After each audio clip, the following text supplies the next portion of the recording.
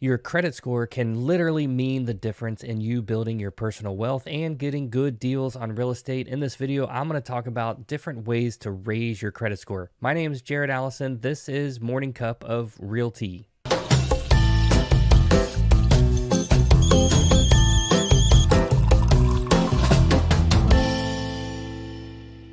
Alrighty, welcome to this episode of Morning Cup of Real Tea, and today we're going to be talking about credit scores. Yes, credit scores. This is something that is very, very important to the real estate industry, especially when you are trying to get a loan. Most people that are buying a house, they are getting a loan, and having a good credit score is going to mean the difference between getting a good interest rate or a bad interest rate, bad one being a higher percentage, which means you're going to be paying the bank more in interest, and nobody wants to do that. So let's talk about credit scores and how they're made up. And I tell you what, let's start off with what is a credit score. So basically, a credit score, it's a numerical number. It's made up by the credit bureaus. There's three credit bureaus. There's Equifax, TransUnion, and what's the other one? Experian. So there are three credit bureaus, and then they come up with a credit score. The one that you've probably heard of is called FICO. That was created by the Fair Isaac Corporation, and that credit score ranges from about 300 to 850. These credit bureaus use a sort of formula or an algorithm in order to come up with or determine what your credit score is going to be, and it's made up of several different factors, which I will cover here in just a second. As far as what kind of score do you want to have, well, that magic number is usually right around 680 points. If you are above that, you should be golden. If you are below that, doesn't mean you're not going to get a loan, but you're definitely not going to get the best interest rates, or in some cases, you may even get rejected for particular loans, just depending on what you're applying for. All right, so let's look at how these credit scores are actually, or what they're actually made up of. And I've broken it down into 5 different factors. So the first one is going to be payment history. Payment history is the biggest factor, and it does account for 35%. So basically, payment history, as soon as you open up an account, whether it's a credit card or some sort of loan, as soon as you start making payments, that's when you're starting to build your payment history on your credit score. The second biggest factor is going to be credit card utilization or credit utilization, and that makes up 30% of your score. So basically, what is credit utilization? So it is the amount of credit you have available versus the amount that you are actually using. So for example, let's say your total credit limit is $10,000 and you're using $5,000 of that total limit. That makes a 50% credit utilization. You want to try to keep that as low as possible. Some of the best numbers are somewhere around that 10% mark. You don't want to be using more than 10% of what you have available. However, if you do go above that, you can just always pay down your credit or your loan to get it back down to those lower numbers. All right, the third thing is going to be the average age of your credit history, and that's going to make up 15%. So overall, the average age as you've had your credit, let's say you opened up something when you were 16 years old or 18 years old, and you started building your credit history then. That average age. So then if you open up, let's say you're 18 years old, you open up a credit card, and then at 21, you opened up another credit card. So your average age is going to continue to fluctuate a little bit if you keep waiting to open up new lines of credit. That average age is sort of a moving target, a moving number. But the average age, it does make up 15% of your credit. Your credit score. The types of credit in the credit mix makes up 10%. Basically, what this means is lenders really like to see different types of credit on your credit history. So auto loans, mortgages, credit cards, different kinds of loans. They want to see that mix. It shows that you're more experienced in handling multiple types of credit rather than just one type of credit. It helps boost your score a little bit. And then the fifth thing here is recent credit activity or hard inquiries, as they call them. And those make up for about 10% of your credit score. So basically, anytime you go to apply for new credit, you're going to get a hard inquiry. So let's say you go in and you're going to get an auto loan. They're going to pull your credit, and that's going to be a hard inquiry. Now, what they have done, what the credit industry has done, is they've said, okay, well, we don't want people afraid to be able to shop around for different interest rates or shop lenders for, a certain category. So, for example, what I was talking about, auto loans. For example, if I go to one bank and I have them pull my credit, they give me an interest rate, and then I go to another bank and have them pull my credit, as long as it's within a certain time frame, it's only going to count for one hard inquiry and within that same category. Now, if I go and pull if I apply for credit on an auto loan, and then the next day I go and apply for credit on let's say I'm buying a home as well, which I don't recommend. Do not, if you are buying a house, do not pull any other types of credit. You let that house play out, you get your loan, you get that solidified, and then after you purchase the house, then and only then you apply for new credit if you need it.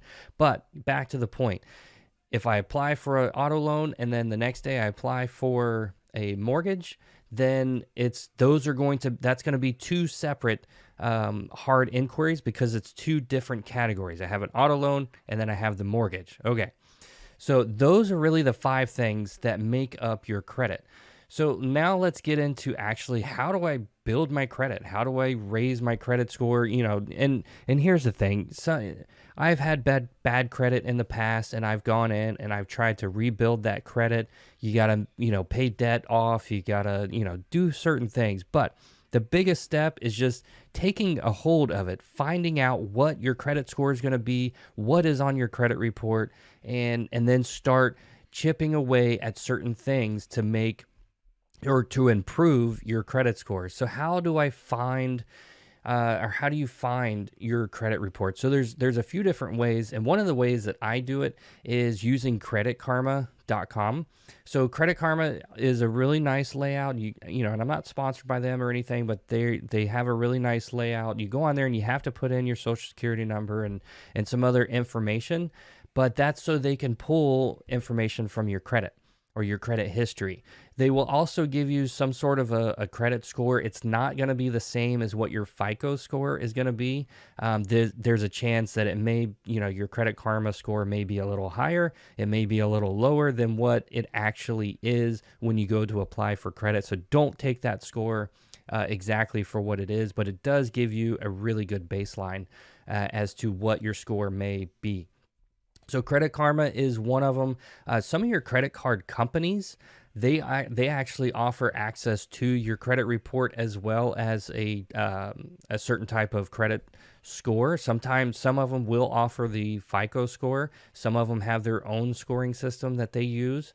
So if you have a credit card, that is worth looking into. It's another free option. And then the last free option that has been around forever, it's called annualcreditreport.com.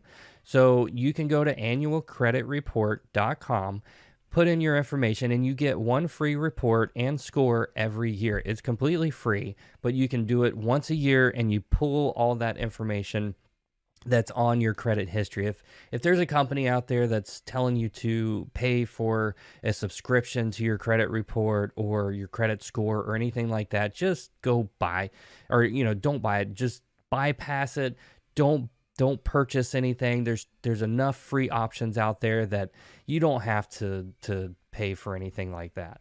All right, so now let's look at, based on what so you've pulled your credit report. We know what credit scores are. We know how they're made. You've pulled your credit report. So now we actually have to analyze your credit report. And there's several different things that we want to look at. But here I've broken them into 5 different things to make it a little bit easier. So let's say on your credit report, you just don't have enough credit history.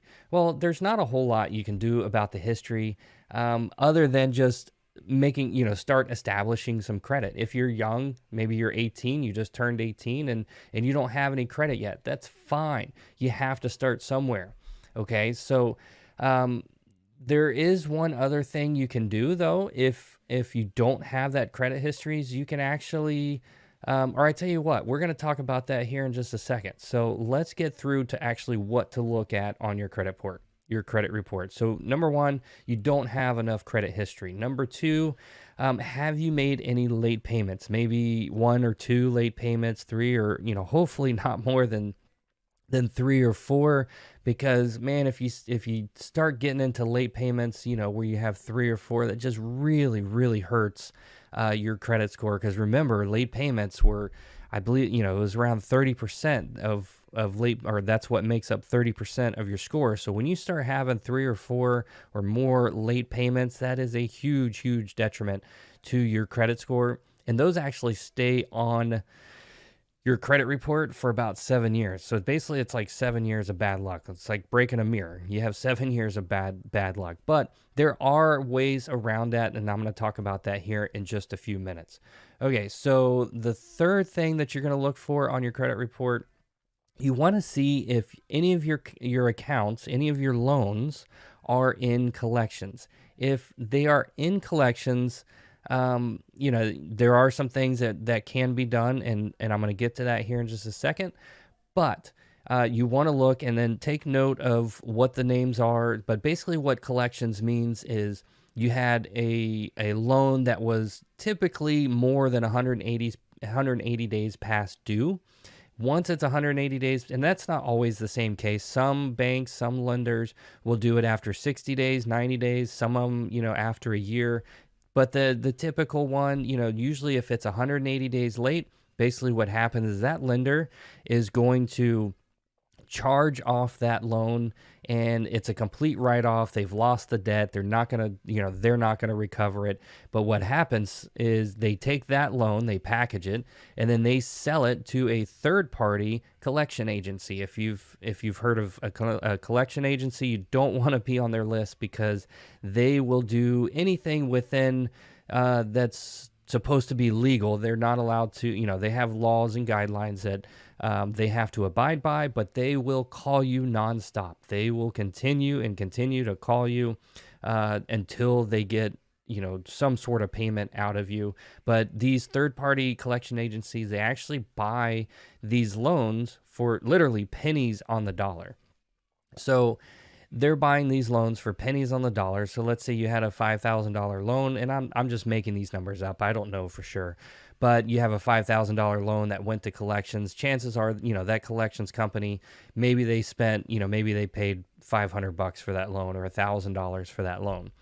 So they're happy to get anything out of that loan, more than what they paid for it, obviously. But so that's what. But you don't want to, if you can avoid it, always try to call the lender first before, if you're that far deep into missing payments. All right. So the fourth thing that you want to look at on your credit report is check to see if you have any high balances. So high balances is, that's part of your credit utilization. So if you have high balances, that's okay. That is something that can be mitigated. But you just want to go through each account and see which ones have high balances, and maybe start looking at paying some of those off. Okay. The fifth thing is going to be, you want to check for bankruptcies or maybe foreclosures. So obviously, if you had a bankruptcy or a foreclosure, you would know if you had that. But here's the thing is, and there's certain laws that regulate how long those bankruptcies and how long the foreclosures will stay on your credit report. But sometimes those things get overlooked and they don't get removed off your credit score. So that's why it's important to always keep an eye. I usually check mine once a month or once every other month, just to make sure there's nothing that creeps up on there. So if you had one, or maybe you had stolen identity and you didn't know about it, and there's a bankruptcy or a foreclosure that doesn't belong to you, that is 100% something that you need to get taken care of immediately, because that is going to kill your credit score, and lenders are gonna, whoa, you've had a bankruptcy or a foreclosure. Ooh, I don't know if I can lend to you.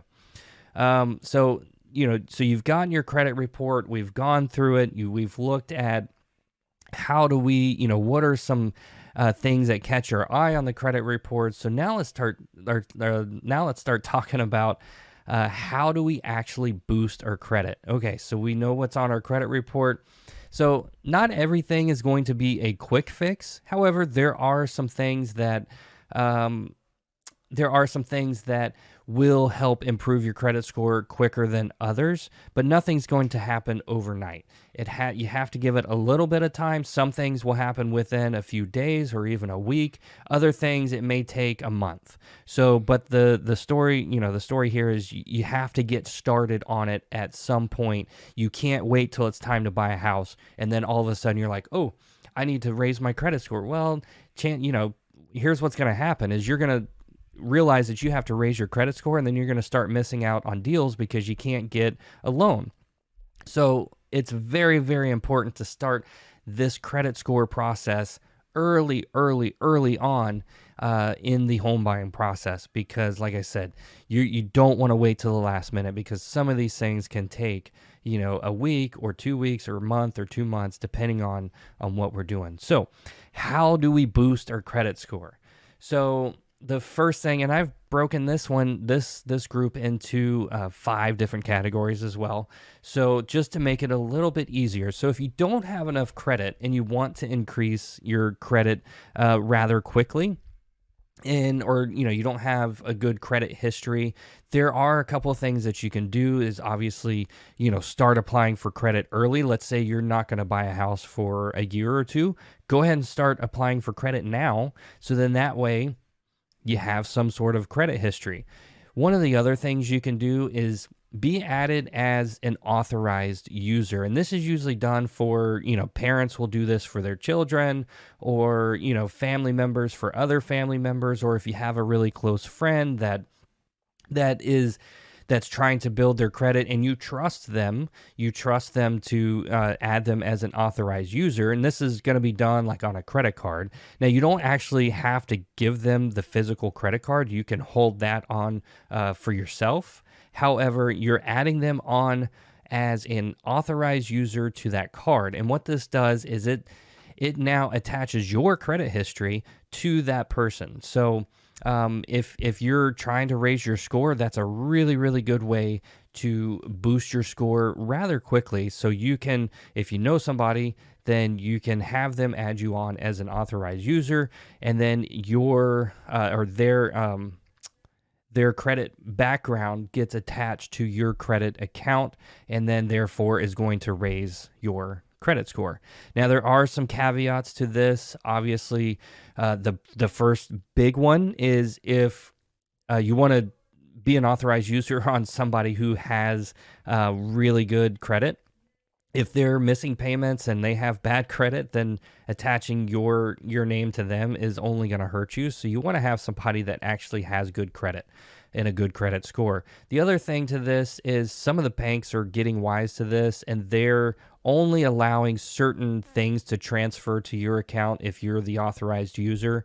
So they're not just, before they would take the entire account and it gets attached to you. Now they're just kind of saying, okay, well, how long has that person been an authorized user? So they're sort of fine tuning it a little bit. So you just have to check with the account or the bank that issues the credit card to see how they're going to handle transferring that credit from the authorized or from the owner of the card to the authorized user.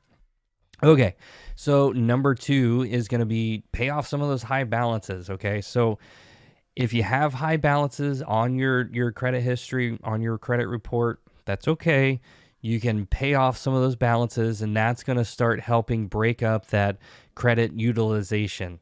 So if you can do that, that is a wonderful, wonderful way to bring your credit score up. But here's the thing. I mean, and I get it. I 100% get it. And I was definitely there in this situation to where, yes, I had high balances on my credit report, but I didn't have the income to start paying down on those high balances. I had run some credit, lines of credit up on my credit cards, and then I was just kind of barely getting by, and I couldn't really make a dent between the interest rate I had on the credit card and school loans and this and that. But so if you are in that situation and you feel like you can handle this, what I'm about to tell you, then 100% this is going to work. And it's very, very counterintuitive, but trust me when I say it, it does work, is you can actually apply for new credit. So you'll want to go in there and, and apply for a new credit card. And there are credit cards that will loan or give approve people that have low credit scores. It's going to be a high interest rate. But basically what you're doing is, let's say, go back to that $10,000 credit limit that you had, and let's say you have $10,000 spent. That's 100% credit utilization. So I all of a sudden go apply for a new credit card, and they give me a $5,000 credit limit. Now my total credit available has gone from $10,000 to $15,000. So I now have a $10,000, I've used $10,000 out of $15,000. So therefore that credit utilization percentage begins to decrease a little bit. So it does sound counterintuitive, but if having a lot of credit available is what kind of got you into trouble in the first place, then maybe this isn't the best way to go about it. But if you feel like you can handle it, having that extra credit doesn't mean you have to spend it. Just take the credit card, every once in a while, once a month, go charge, $1 to it, pay it off immediately. And you're doing several things. You have a higher credit available amount, so you've lowered your utilization. And number two, it's another form of, or another way that you're building your credit history by charging something and then paying it off. So, and then that gets reported to your to the credit bureaus as an on-time payment, as another payment. So it is a way that it will help boost your score. Okay, so one of the things that a lot of people don't know about this one, and it's called Experian Boost. So Experian is one of the three credit bureaus, so Experian, TransUnion, and Equifax. So Experian, they have a program called Experian Boost. So basically what you can do is you go on Experian, or you just type in Google Experian Boost. Go on there, and on their website, you can sign up for the program. And what happens is they link your bank account to their system. So you're linking your bank account to their system. And what's happening is it's going in there and it's looking at on-time payments for utilities, your phone bill, and even in some cases, you can put your rent. You can self-report your rent payments if it's done through your bank account, or you write them a check. And there are certain requirements you have to meet for that. But that is a really, really, really good way to boost your score on the Experian. This is only going to do it with the Experian score, but it will help boost your score overall. So I highly, highly recommend doing that. When I was building my credit and trying to get the credit score up to where I needed, that is one of the things that I did recently, and it did help a little bit. It's not going to, like I said, it's not going to happen overnight. This is one of those things you have to give it a little bit of time, because the system has to go in there and it has to look for these payments and see that you're going to be on time. And here's the thing. If you're not paying, some of these things on time, your utilities and your phone bill and things like that, don't sign up for Experian Boost, because it will affect you on the negative side. So it's going to affect you on the negative side as well as the positive. So if you don't have a good history of paying those things on time, don't do this one, because it will also hurt you if you're not paying them on time. All right. The fourth thing is going to be to remove late payments. So we looked at your credit report and maybe you saw you had some late payments. And here's a couple of ways to do that. Is number one, pay on time. Okay. But if you have any past due payments, those are considered late payments. You can call the lender and negotiate with them and say, hey, if I bring this, I'm going to bring it up to date. Can you report that everything is current on my credit report? And maybe sometimes they'll remove the late payments altogether off of your credit report. I'm not really sure how the back or the back end works on that kind of stuff, but I do know that sometimes they have the ability to go in and remove those late payments off of your credit report. So that is one thing, and you want to start with the ones that are the most delinquent. So obviously, if you have something that is 90 days late, that is worse than having something that is 60 days late and 30 days late and so on. So start with the ones that are the most delinquent and then start working your way up from there. And again, like I said, you can always call the company directly and work out a payment plan and try to get the late payment so try to get it mitigated so it's not going to report to your credit score. But remember, if you've when you do call these companies, you have to be very, very polite. I know it's a tough situation, but they're literally sitting there at a computer and they're pulling up your account and they can see everything that's going on, but you have to be late. Don't call up and yell at the customer service at the lender and demand that they remove these late payments off of your credit report, because it's just, oh man, you're not going to get very far with that, and they're just going to say, no, I'm sorry, you can't do it. So it does pay to be nice to these people and have them and try to work with them. If that doesn't work for some reason and they just absolutely won't remove it, so on your credit report, it's going to have all the detailed information about the late payments, when it was late, how much the amount was, when you were supposed to pay it, and just all kinds of information. So you can really start going through with like a fine-tooth comb on your report and start looking for inaccuracies. So inaccuracies being, if there's something that doesn't match with your records, it's like, well, no, hold on. They said it was late on September 20th, but really it was late on September 21st. So if you start finding little discrepancies, you can then go on your credit report, wherever you pulled it from, and start disputing those late payments. So what happens is those late payments, if there are discrepancies there, then the company, the lender, now has to go back and dig through their records, and they have to then verify and be able to prove, so to speak, that the information on your report is correct. If they can't prove that within a certain amount of time, then it automatically gets removed from your credit report. So that is one way. It's kind of a Hail Mary kind of thing, when you can't get anything else to work as far as getting those late payments removed. Okay. The fifth thing is do not close any of your accounts. If you opened up a credit card when you turned 18 and you were eligible and you're now 30 or 40 years old, don't go back and close that account, because that is the oldest account that you're going to have on your report.